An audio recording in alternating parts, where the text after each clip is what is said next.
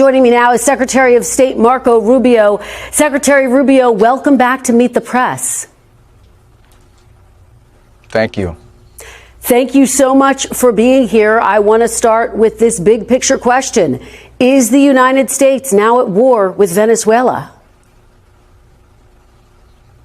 There's not a war. I mean, we are at war against drug trafficking organizations. It's not a war against Venezuela. We are enforcing American laws with regards to oil sanctions. We have sanctioned entities. We go to court. We get a warrant. We seize those boats with oil, and that will continue. We would continue to reserve the right to take strikes against drug boats that are bringing drugs towards the United States that are being operated by transnational criminal organizations, including the Cartel de los Soles. Of course, the leader of that cartel, is now in U.S. custody and facing U.S. justice in the Southern District of New York, and that's Nicolas Maduro. So we made a big progress in that regard. Mr. Secretary, who is in charge? Are you running Venezuela right now? Yeah, I mean, I keep people, fixating on that. Here's the bottom line on it is we expect to see changes in Venezuela. Changes of all kinds, long-term, short-term. We'd love to see all kinds of changes, but the most immediate changes are the ones that are in the national interest of the United States. That's why we're involved here, because of how it applies and has a direct impact on the United States. Okay, we are not going to be able to allow in our hemisphere a country that becomes a crossroads for the activities of all of our adversaries around the world. We just can't allow it. We can't have a country where the people in charge of its military and in charge of its police department are openly cooperating with drug trafficking organizations. We're not going to allow that.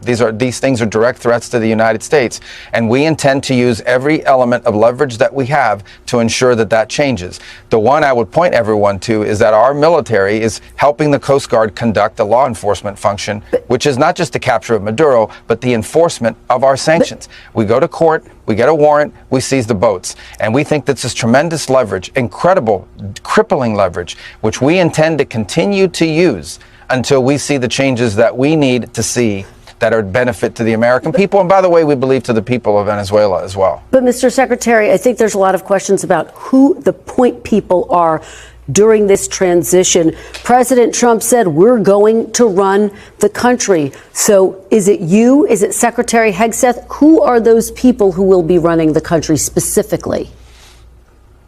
Well, it's not running, it's running policy. The policy with regards to this. We want Venezuela to move in a certain direction because not only do we think it's good for the people of Venezuela, it's in our national interest. It either touches on something that's a threat to our national security or touches on something that's either beneficial or harmful. And are you involved in that transition, so obviously Secretary? I'm very involved in this. Well, of course. I mean, I think everyone knows I'm pretty involved on politics in this hemisphere. Obviously, as Secretary of State and National Security Advisor, very involved in all these elements. The Department of War plays a very important role here, along with the Department of Justice, for example, because they're the ones that have to go to court. So this is a team effort by the entire national security apparatus of our country, but it is running this policy. And the goal of the policy is to see changes in Venezuela that are beneficial to the United States, first and foremost, because that's who we work for, but also, we believe, beneficial for the people of Venezuela who have suffered tremendously. We want a better future for Venezuela, and we think a better future for the people of Venezuela also is stabilizing for the region and makes the neighborhood we live in a much better and safer place. President Trump said the administration is working with Maduro's Vice President, Delcy Rodriguez. Why does the administration oppose working with the opposition leader, Maria Corina Machado? She's the Nobel Peace Prize winner, of course, as well. Her coalition has the support of 70% of Venezuelans. Why not work with her? Well, a couple things. First of all, Maria Corina Machado is fantastic, and she's someone I've known for a very long time, and that whole movement is. But we are dealing with the immediate reality. The immediate reality is that unfortunately, and sadly, but unfortunately, the vast majority of the opposition is no longer present inside of Venezuela. We have short-term things that have to be addressed right away. We all wish to see a bright future for Venezuela, a transition to democracy. All of these things are great, and we all want to see that. I've worked on that for 15 years on a personal level, both in the Senate and now as National Security Advisor and Secretary of State. These are things I still care about, we still care about. But what we're talking about is what happens over the next 2-3 weeks, 2-3 months, and how that ties to the national interest of the United States. And so we expect to see more compliance and cooperation than we were previously receiving. With Nicolas Maduro, you could not make a deal or an arrangement. Although he, by the way, was given very generous offers. He could have left Venezuela as recently as, a week and a half ago. There were opportunities available for him to avoid all of this because now he's not someone we can work with. He suckered the Biden administration into stupid deals. He's made a career out of not keeping deals and figuring out how to save himself by buying time. And President Trump was not going to fall into that trap. So now there are other people in charge of the military and police apparatus there. They're going to have to decide now what direction they want to go. And we hope they will choose a different direction than the one Nicolas Maduro picked. Ultimately, we hope this leads to a holistic transition all the way around in Venezuela, societal, political, all of that. We're in favor of all of that. But right now, we have to take the first steps. And the first steps are securing what's in the national interest of the United States and also beneficial to the people of Venezuela.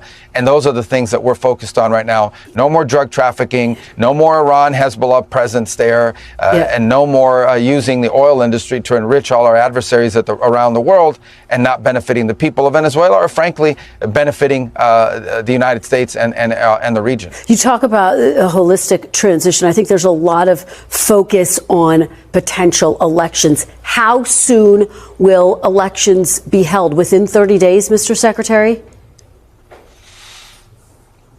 Elections? Well, look, this is a country that's been governed by this regime now for 14 or 15 years. The elections should have happened a long time ago. The elections did happen. They lost them and they didn't count the votes, or they refused to count the votes, and everyone knows it. So all of that, I think, is premature at this point. There's a lot of work to be done here. Right now, what we are focused in, let's be realistic here, what we are focused on right now is all of the problems we had with when Maduro was there. We still have those problems in terms of them needing to be addressed. We are going to give people an opportunity to address those challenges and those problems. Until they address it, they will continue to face this oil quarantine. They will continue to face pressure from the United States. We will continue to target drug boats if they try to run towards the United States.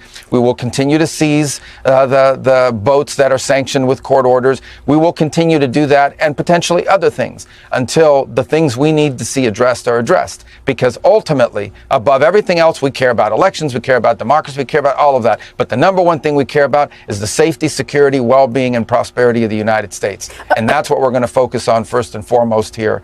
And that's what these policies, these changes we need to see made are about. Okay, significant there. You say you will continue to seize boats when necessary. I want to ask you about boots on the ground. A lot of attention on that. The president was asked about the possibility of U.S. boots on the ground. He said, quote, "We're not afraid of it." How many U.S. forces are on the ground right now in Venezuela? Are there any? We don't have U.S. forces on the ground in Venezuela. No, we don't have U.S. forces on the ground. Everyone knows. They were on the ground for about 2 hours when they went to capture Maduro. And I think what the president is saying is very simple, and that is, as president of the United States, he is not going to go around telling people what he's not going to do. He's not going to go around saying, I won't do this, I won't do that. Yes, I care about this issue, but I'll only go so far. He retains all this optionality. In the particular case you're citing, this was, in essence, at its core, a law enforcement function. Okay, the Department of Justice, dating back in the Biden administration, that had a $25 million reward for his capture.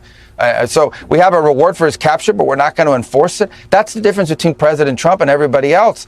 It's easy to make a wanted poster and say $50 million for the capture of Maduro, but no one takes that seriously because you're not going to do anything about it. President Trump did something about it. Let me ask you. He did something about it. We went in, we grabbed him, he was arrested, and he's now in New York. No Americans were killed, no equipment was lost. It had to be done, and it's been done. And I assure you, the people left behind in Venezuela now that are in charge of the police and everything else, I assure you, they're going to probably be a lot more compliant than Maduro was as a result of this. Well, President Trump told the New York Post there won't be troops in Venezuela as long as Delcy Rodriguez, quote, does what we want. She's already, though, demanding the release of Nicolas Maduro. As you know, she's insisting that her country never become a colony. What exactly does Rodriguez need to do to keep U.S. troops out of Venezuela? Well, forget about the U.S. troops portion of it. What needs to happen for any of this to change, for our relations with Venezuela to change and our whole approach to it to change, the things we have talked about are the ones I've highlighted already. You can't flood this country with gang members. You can't flood this country with drugs that are coming out of Colombia through Venezuela with the cooperation of elements of your security forces. You can't turn Venezuela into the operating hub for Iran, for Russia, for Hezbollah, for China, for the Cuban intelligence agents that control that country. That cannot continue. Those things cannot continue to be in place. You cannot continue to have the largest oil reserves, in the world under the control of adversaries of the United States, not benefiting the people of Venezuela and stolen by a handful of oligarchs around the world, including inside of Venezuela, but not benefiting the people of that country. We've seen how our adversaries all over the world are exploiting and extracting resources from Africa, from every other country. They're not going to do it in the Western Hemisphere. Yeah. They are not. That is not going to happen under President Trump. Read our national security strategy. He is serious about it, and he's going to do something about it, and we're doing something about it. Let me ask you about oil. The president says the U.S. is taking over the oil. The question is, I guess, if the purpose of the operation was to capture Maduro and bring him to justice, why does the United States need to take over the Venezuelan oil industry?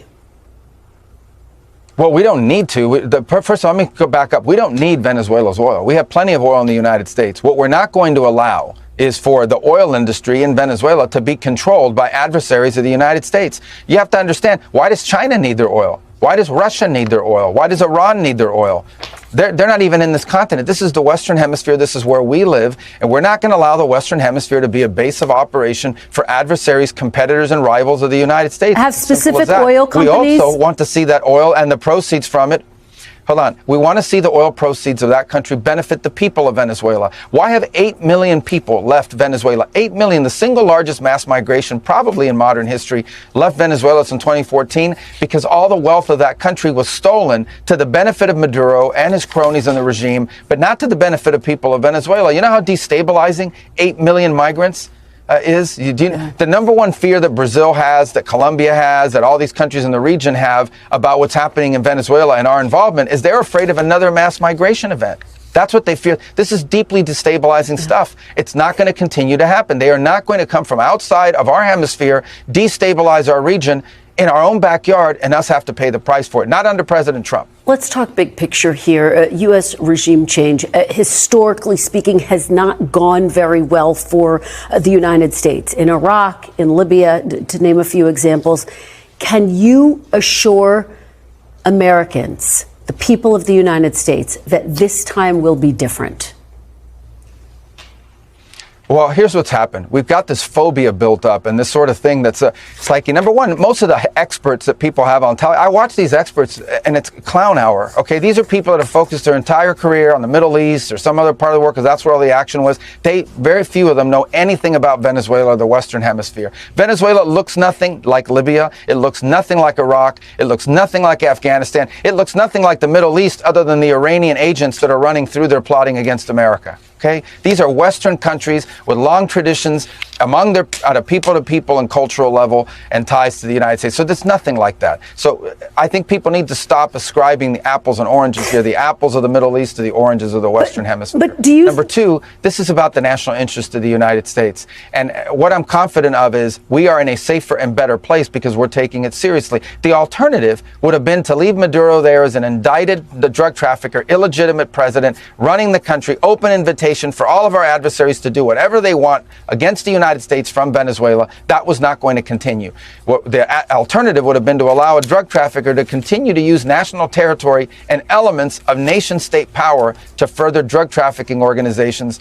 Read the indictment. This guy used the levers of their security apparatus not to arrest drug traffickers, but to cooperate and facilitate the trafficking of drugs for the purpose of getting them into the United States. And that's going to stop. And yet, Mr. Secretary, a month ago, President Trump pardoned the former president of Honduras, who was just starting a 45-year sentence for trafficking more than 500 tons of cocaine. Does that not undercut the administration's stated goal, as you just said, to go after these narco terrorists? Number one, the former president of Honduras. So this is not someone who was in power, had any influence with the politics of Honduras any longer. Number two, I don't do the pardon file. I'm not against it or for it. I just didn't review the file. So I can't speak to you about the dynamics that led the president to make the decision that he made. I think he talked about it yesterday at the press conference. He reviewed the file. He went through the arguments in it, and he felt that the former president of Honduras was treated very unfairly by the previous administration and made the decision that he made. But I think the answer, whether you agree with that decision or not, people can disagree. I mean, there's people out there who make a living out of disagreeing with anything President Trump does. That doesn't mean you leave Maduro in place. That doesn't mean you don't go after Maduro. That's not the answer. I see people saying that. It's like, well, you know, how can you go after Maduro if you didn't do this? That's absurd. The answer to that, whether you have a problem with it or not, is not to leave in place someone who's been indicted, who hasn't even faced American justice yet, but now will. Yeah, and you're absolutely right. I was referencing, obviously, the former president. White House Chief of Staff Susie Wiles told Vanity Fair that an attack on Venezuela's mainland would require approval from Congress. Why didn't that happen, and will it happen with any future action the administration plans to take in Venezuela or elsewhere? This was not an action that this was not an action that required congressional approval. In fact, it couldn't require congressional approval because this was not an invasion. This is not an extended military operation. This is a very precise operation that involved a couple of hours of action. It was a very delicate operation, too.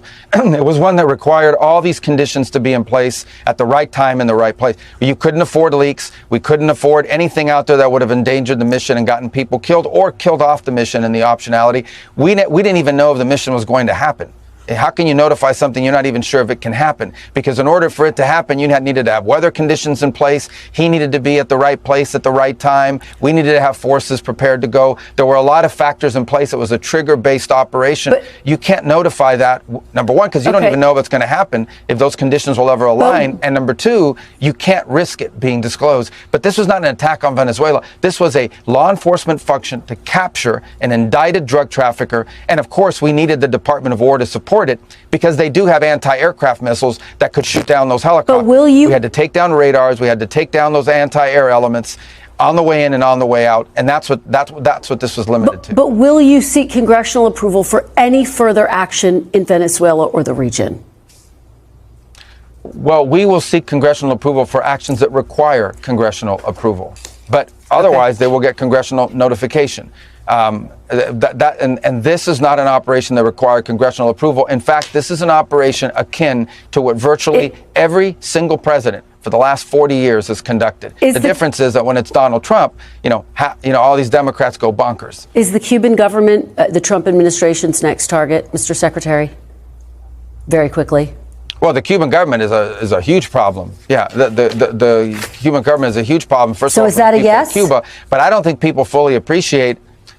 I think they're in a lot of trouble. Yes, I'm not going to talk to you about what our future steps are going to be and our policies are going to be right now in this regard, but I don't think it's any mystery that we are not big fans of the Cuban regime, who, by the way, are the ones that were propping up Maduro. His entire internal security force, his internal security apparatus is entirely controlled by Cubans. One of the untold stories here is how, in essence, you talk about colonization, because I think you said Delcy Rodriguez mentioned that. The ones who have sort of colonized, at least inside the regime, are Cubans. It was Cubans that guarded Maduro. He was not guarded by Venezuelan bodyguards. He had Cuban bodyguards. In terms of their internal intelligence, who spies on who inside to make sure there are no traitors, those are all Cubans. All right. Secretary of State Marco Rubio, thank you for joining us after an incredibly busy 48 hours. Really appreciate